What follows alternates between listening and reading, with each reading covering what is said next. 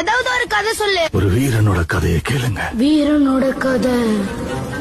சூத்திரதாரியின் சூதனை எரித்து அகங்காரனின் நெஞ்சை கிழித்து மாயாசுரனை நிர்மூலமாக்கும் துரையாய் நொந்து வென்றவரின் பரவசத்தை சுமந்து வந்தார் ஒரு மகாதா.